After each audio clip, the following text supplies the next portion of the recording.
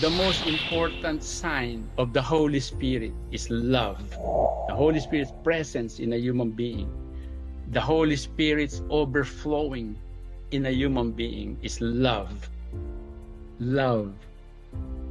In the Gospel, Jesus summarized what we are to do is to love God above all things and to love our neighbor as ourselves and to love other people the way Jesus loved us. The scripture says that there is faith and there is hope and there is love. Faith and hope, when we go to the next life, they will be gone. The only thing that will remain is love. Okay.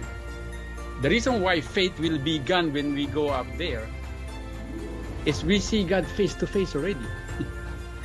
Faith is like believing in something that you do not see. And here on earth, we do not see God. So all we have here on earth is faith.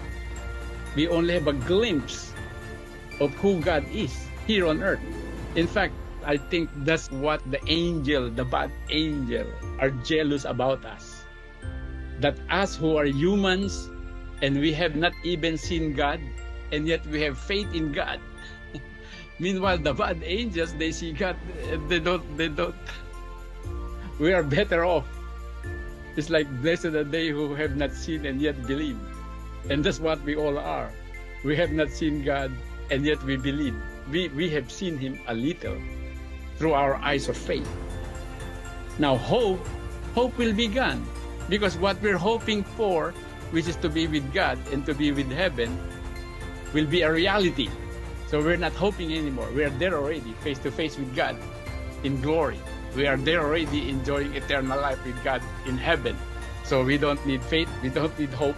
What remains is love. We will just be loving like everybody in heaven.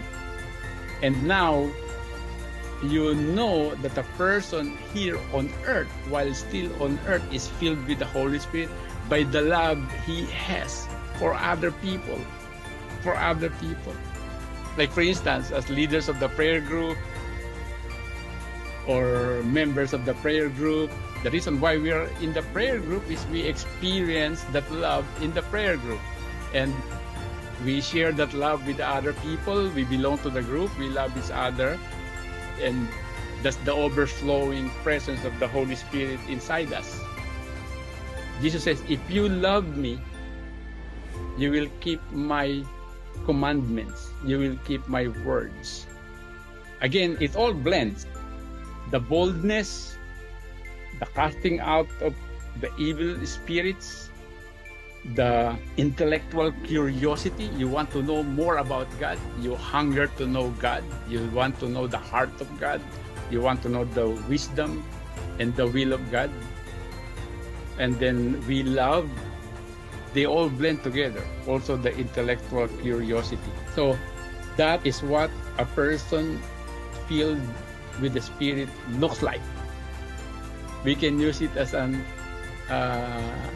form of like examination about our life, and we adjust our life according to those things that we spoke about. So that also, for instance, that intellectual curiosity is very strong in me because it gives me all the time to commune with God in prayer and to study every day, all day long, and to pray all day long and commune with God. I mean, there is no end to what we can learn and study about the depth of the mind of God. Invitation to pray the prayer of salvation. Dear friend, we warmly invite you to take a significant step in your spiritual journey by praying the prayer of salvation. This prayer is a heartfelt expression of your desire to accept Jesus Christ as your Lord and Savior and to begin a new life filled with hope, purpose, and love. Prayer of salvation. Dear God, I come to you today acknowledging that I am a sinner and that I need your forgiveness. I believe that Jesus Christ is your Son, that He died for my sins, and that He rose again. I ask you to forgive me of my sins and to cleanse my heart. I invite Jesus to come into my life to be my Lord and Savior. Help me to follow Him all the days of my life. Thank you for the gift of salvation and for the new life I have in you. In Jesus' name I pray, amen.